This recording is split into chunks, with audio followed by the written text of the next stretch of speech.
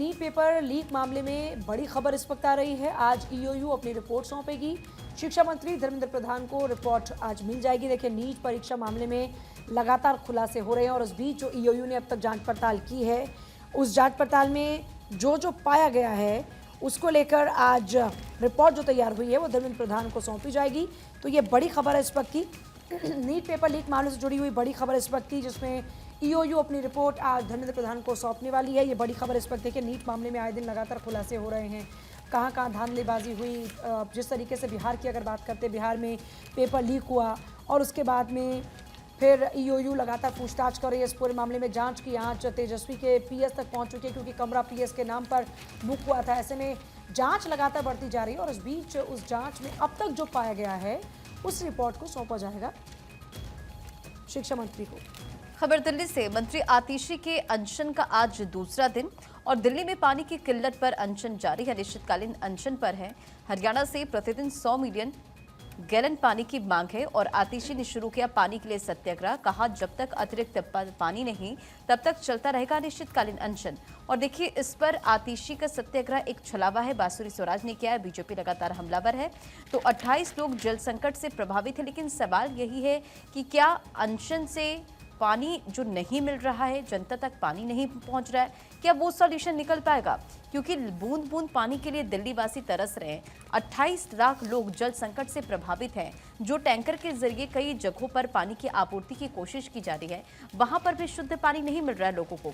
लोगों का गुस्सा 7वें आसमान पे है और दिल्ली में रोजाना 1005 एमजीडी पानी मिलना चाहिए और इसमें 613 एमजीडी पानी हरियाणा देता है, लेकिन पिछले 2 हफ्ते से हरियाणा केवल 513 एमजीडी पानी ही दे रहा है और इस पर सियासत जोर। तो सरकार ही अनशन पर है, तो आम जनता की समस्याओं का कौन देगा समाधान?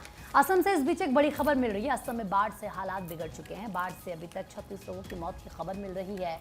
3 लाख से अधिक लोग इस बाढ़ से प्रभावित हुए हैं। 19 जिलों में बाढ़ से संकट गहरा चुका है। तो देखिए, पानी पानी हर तरफ आपको नजर आ रहा है। लोगों के घर पानी में डूब चुके हैं, दुकानें पानी में डूब चुकी हैं, गाड़ियां पानी में तैरती हुई नजर आ रही है। 19 जिलों में बाढ़ का ये कहर नजर आ रहा है और हालात बद से बदतर होते हुए नजर आ रहे हैं। ये देखिए, ड्रोन तस्वीरें ये हैं। पुल पूरी तरीके से क्षतिग्रस्त हो चुका है। ये देखिए, वैसा भी ये कच्चा पुल था और ज़रा सी बाढ़ आई नहीं कि ये पुल क्षतिग्रस्त हो गया, पानी में समा गया।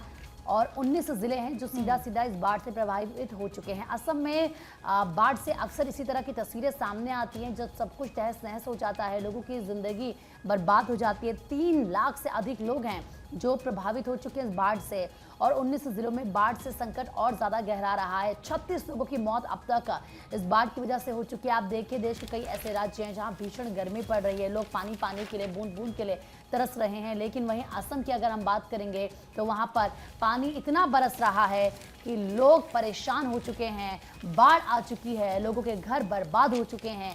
36 लोगों की मौत हो चुकी है।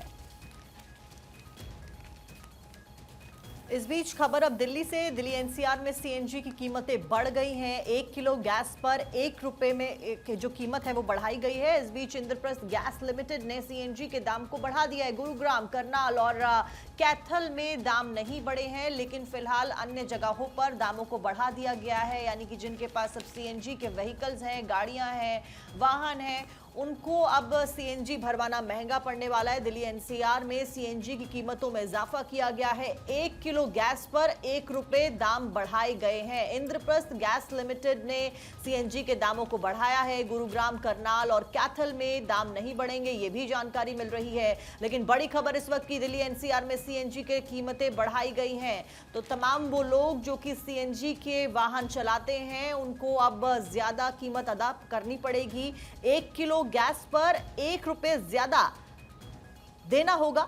और इस बीच ये बड़ी खबर, दिल्ली एनसीआर में सीएनजी की कीमतों से जुड़ी हुई। सीएनजी की कीमतों में इजाफा किया गया। 1 किलो गैस पर 1 रुपए बढ़ा दिए गए हैं।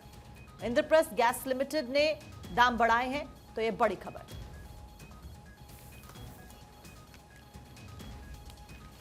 और देखिए, सीबीआई ने कर्नाटक में भर्ती घोटाले में किया खुलासा। मजदूर दाई कुली की नौकरी के लिए ली गई रिश्वत। 15 से 25 लाख रुपए की रिश्वत ली गई। 5 अधिकारियों पर रिश्वत के आरोप हैं। रिश्वत देने वाले 14 अभ्यर्थियों के खिलाफ केस भी दर्ज हुआ है। और मेरे पास नवोदय टाइम्स है, फ्रंट पेज पर एक खबर है, मजदूर दाई कूली की नौकरी के लिए 15 से 25 लाख रुपए की रिश्वत ली गई। कर्नाटक के बेलगाम छावनी बोर्ड में मजदूर दाई कूली चौकीदार की नौकरी के लिए आवेदन करने वाले जो अभ्यर्थी थे उनसे 15 से 25 लाख रुपए की रिश्वत ली गई भर्ती के नाम पर। सीबीआई ने भर्ती घोटाले के सिलसिले में दर्ज अपनी प्राथमिकी में ये जानकारी दी है। एजेंसी ने शुक्रवार को सार्वजनिक की गई अपनी प्राथमिकी में बोर्ड के 5 अधिकारियों पर रिश्वत देने वाले 14 अभ्यर्थियों के खिलाफ में मामला दर्ज किया है। सीबीआई ने पिछले साल बोर्ड के एक सदस्य की शिकायत के आधार पर प्रारंभिक जांच शुरू की थी, जिसमें 2022 से 23 में की गई भर्ती प्रक्रिया में करप्शन और अवैधताओं का आरोप लगाया गया था। अधिकारियों ने यह बताया कि जांच के निष्कर्षों से ये पता चलता है कि 2022 से 23 के दौरान मैकेनिक, सहायक स्वच्छता निरीक्षक, कुली, माली, चपरासी, दाई आदि तक के लिए भी पदों पर 31 अभ्यर्थियों की भर्ती की गई थी।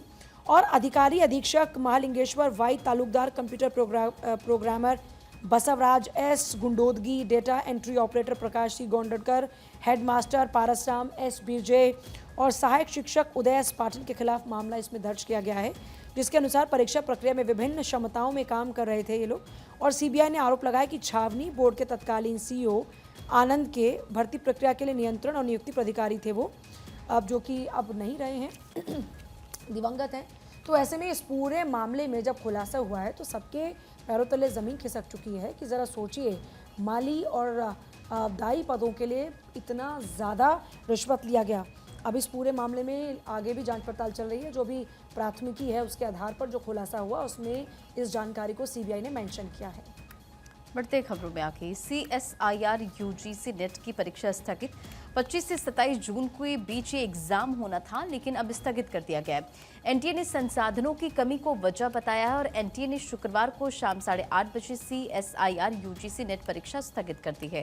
ये एग्जाम 25 से 27 जून के बीच होना था, लेकिन परीक्षा स्थगित करने की वजह इसके पीछे रिसोर्सेज की कमी बताई गई है, जिसका जिक्र हम पहले भी कर रहे थे, अखबारों में भी इसका जिक्र है प्रीति। और साथ ही एनटीए ने यह भी कहा है कि इस परीक्षा के आयोजन के लिए रिवाइज्ड शेड्यूल जो है इसकी घोषणा जल्द की जाएगी। हालांकि इंतजार स्टूडेंट्स तमाम कर रहे हैं कि कब और क्या डेट होगी एग्जाम की। बढ़ते खबरों में आगे अगली खबर का रुख करते हैं। साउथ अफ्रीका ने लगातार दूसरा सुपर 8 मैच जीत लिया है। 7 रनों से हरा है डिफेंडिंग चैंपियन इंग्लैंड। और इस बीच रबाडा और यानसन और साथ साथ में नॉर्थिया ने जिताया है मैच। ये बात बताई गई अखबारों में भी। साउथ अफ्रीका ने T20 वर्ल्ड कप के सुपर 8 राउंड में लगातार दूसरी जीत हासिल की है। अफ्रीकी टीम ने शुक्रवार को डिफेंडिंग चैंपियन इंग्लैंड को 7 रनों से हराया। इस जीत से अफ्रीकी टीम सेमीफाइनल के नजदीक अब पहुंच गई है। और अखबारों की अगर बात की जाए तो स्पोर्ट्स सेगमेंट में एक खबर और हेडलाइन दी गई है कि ऑस्ट्रेलिया की जीत में कमिंस ने रचा इतिहास। T20 विश्व कप में बांग्लादेश के विरुद्ध ली हैट्रिक और ऑस्ट्रेलिया ने यहां पर DLS से 28 रन जीते हैं। और भी हेडलाइंस दी गई हैं। सर विव के घर सेमीफाइनल पर नजर और आज बांग्लादेश को हराकर अंतिम 4 में पहुंचा चाहेगी भारतीय टीम। बिल्कुल, ये देखिए सुपर 8 में आज का मुकाबला है जो बांग्लादेश से होगा, जिसका जिक्र साक्षी कर रही थी।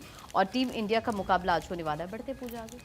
फिर रेटिंग्स ने भारत की जीडीपी वृद्धि का अनुमान बढ़ाया है। इसे फिच ने 0.2% अंक बढ़ाकर 7.2% किया। मजबूत घरेलू मांग के कारण जीडीपी में इजाफा हुआ। फिच रेटिंग्स ने 2024-25 के लिए भारत की जीडीपी वृद्धि का अनुमान 0.2% अंक बढ़ाकर 7.2% कर दिया है। रिपोर्ट में कहा गया है कि मजबूत घरेलू मांग के कारण वित्तीय वर्ष 2023-24 के दौरान भारत की वास्तविक जीडीपी में 8.2% की वृद्धि हुई है। बढ़ते खबरों में आगे। और तुर्की ने तोड़ रखे हैं इजराइल के व्यापारिक संबंध। तो ये बड़ी जानकारी है। इजराइल और तुर्की के बीच में अब हो रहा है व्यापार और मिस्र के रास्ते व्यापार हो रहा है। तुर्की इजराइल में ट्रेड का कारोबार हो रहा है और तुर्की ने फलस्तीन के लोगों के प्रति सहानुभूति जताते हुए लगातार इजराइल पर गुस्सा निकाला है और उससे व्यापार संबंध तोड़ लिए हैं। आंकड़े बताते हैं कि व्यापार रोकने के फैसले के बाद तुर्की कंपनी इजराइल को माल फिर से निर्यात करने के लिए ग्रीक बंदरगाहों का उपयोग कर रही है।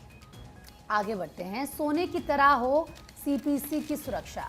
पाकिस्तान की जमीन से चीनी नेता ने लगाई फटकार। दरअसल शहबाज सरकार को ये फटकार लगाई गई चीनी नेता की तरफ से। चीन की कम्युनिस्ट पार्टी के अंतर्राष्ट्रीय विभाग के मंत्री लियू जियानचाओ पाकिस्तान पहुंचते हैं और जियानचाओ ने पाकिस्तान की जमीन पर ही शहबाज सरकार को फटकार लगा दी। उन्होंने पाकिस्तान सरकार को साफ कहा है कि उसे सीपीसी की सुरक्षा के लिए और अधिक प्रयास करने की जरूरत है और इसके बिना काम नहीं चलेगा। इसकी सुरक्षा ऐसे की जाए जैसे कि सोने की सुरक्षा लोग करते हैं, आप बिल्कुल वैसे ही सीपीसी की भी सुरक्षा कीजिए। तो देखिए किस तरीके से पाकिस्तान की जमीन पर जाकर चीनी नेता ने पाकिस्तानी सरकार को जमकर फटकार लगाई है।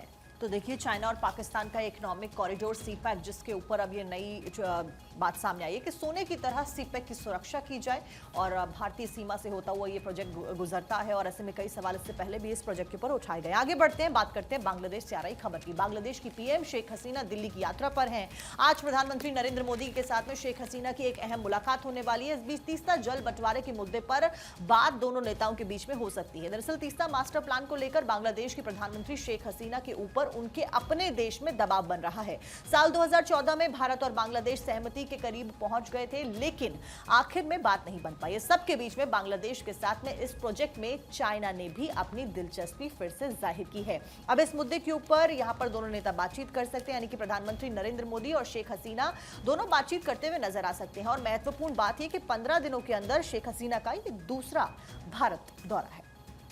तो देखिए भारत पहुंची हसीना और दोनों देशों के रिश्ते होंगे मजबूत। और विदेश मंत्री एस जयशंकर से भी बीते दिन मुलाकात हुई थी और जिसके बाद विदेश मंत्री एस जयशंकर ने पोस्ट किया था, लिखा कि बहुत खुशी हुई मुलाकात करके और भारत में उनकी राजकीय यात्रा हमारे घनिष्ठ और स्थायी संबंधों को रेखांकित करती है। और साथ ही साथ मोदी के तीसरे कार्यकाल में किसी विदेशी नेता की यात्रा ये पहली और कई महत्वपूर्ण मुद्दों पर चर्चा होगी। और बड़ी बात यह भी है कि देखिए जब प्रधानमंत्री मोदी का शपथ ग्रहण था उस दौरान में भी शेख हसीना आई थी और अब एक बार फिर से पीएम मोदी के साथ भी उनकी मुलाकात होने जा रही है। प्रधानमंत्री के तौर पर तीसरी बार शपथ लेने के बाद प्रधानमंत्री की उनसे मुलाकात होगी और अहम वार्ता इसमें होने जा रही है।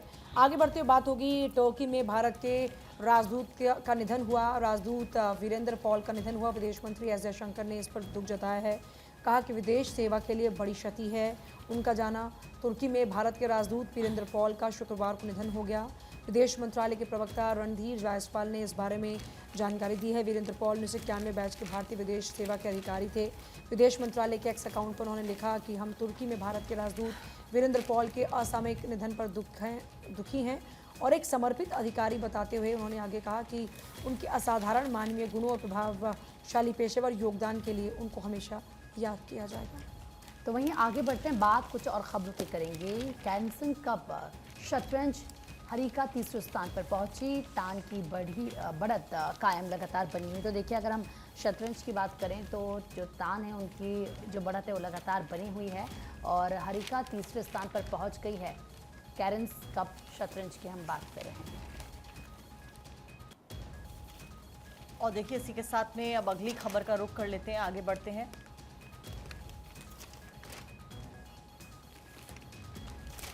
T20 वर्ल्ड कप से जुड़ी एक खबर। T20 वर्ल्ड कप में क्रिकेट खेलने गए थे या फिर पिकनिक मनाने के लिए। दरअसल पाकिस्तान के क्रिकेट में अब एक नया बवाल मचता हुआ नजर आ रहा है। एक्शन मोड में पीसीबी नजर आ रही है। पाकिस्तान के अमेरिका में T20 विश्व कप अभियान के लिए खिलाड़ियों के खिलाफ में नाराजगी भरी प्रतिक्रियाएं आनी शुरू हो गई हैं, जिनकी अपनी परिवार को साथ में ले जाने के लिए आलोचना की जा रही है।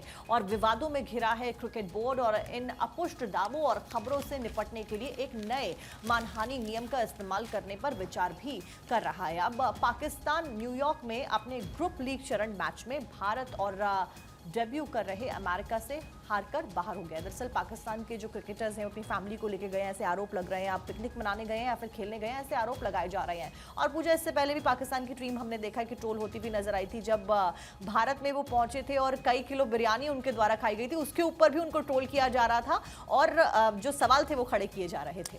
देखिए जाहिर तौर पर जब टीम परफॉर्म नहीं करती, क्रिकेट दरअसल ऐसा है जहां पर लोगों की भावनात्मक जुड़ाव बहुत ज़्यादा है।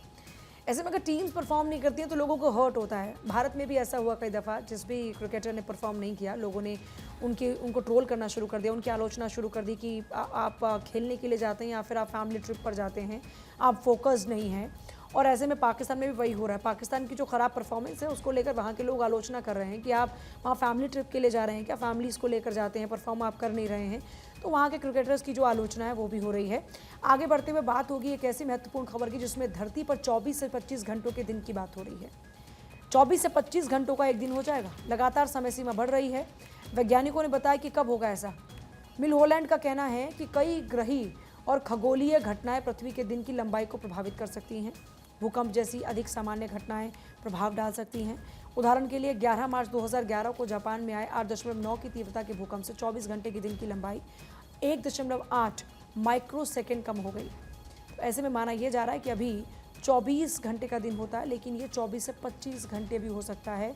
जिस तरीके से हम लगातार देख रहे हैं कि जलवायु परिवर्तन अब लगातार हो रहा है, खगोलीय घटनाएं जो लगातार घट रही हैं, उसके आधार पर वैज्ञानिक ये आकलन कर रहे हैं कि धरती पर 24 से 25 घंटों का दिन हो जाएगा। बढ़ते खबरों में आगे, और 8 राज्यों के राज्यपालों का कार्यकाल हो रहा है समाप्त। राजस्थान समेत 8 राज्यों के राज्यपाल जिनका कार्यकाल समाप्त हो रहा है, सूत्रों के अनुसार इनको मिल सकता है मौका। अश्विनी चौबे, डीवी सदानंद गौड़ा ये सूत्र बता रहे हैं, वीके सिंह और डॉक्टर हर्षवर्धन। तो ये तमाम नाम है 8 राज्यों के राज्यपालों से जुड़ी ये बड़ी खबर है। वीके सिंह और डॉक्टर हर्षवर्धन और साथ ही साथ राज्यपालों का कार्यकाल समाप्त हो रहा है। और चलिए आगे बढ़ते बात होगी अब कोर्ट केसेस की, जिसमें सांसद के रूप में शपथ लेने के लिए इंजीनियर राशिद की अंतरिम जमानत याचिका पर पटियाला हाउस कोर्ट में फैसला होगा। 2016 के जम्मू कश्मीर आतंकी फंडिंग मामले में गिरफ्तार किया गया था उसे। जम्मू कश्मीर आतंकी funding case Patiala house court में सुनवाई। दूसरा मामला है स्वाति मालीवाल के साथ में मारपीट का, और इसमें गिरफ्तार विभव कुमार की न्यायिक हिरासत को लेकर क्योंकि न्यायिक हिरासत की अवधि खत्म हो रही है, उसके बाद 30 तारीख कोर्ट में उसको पेश किया जाएगा। स्वाति मालीवाल मारपीट मामले में 30 तारीख कोर्ट में आरोपी विभव की पेशी होने वाली है। तो आज इन दो मामलों को लेकर कोर्ट में सुनवाई होने जा रही है।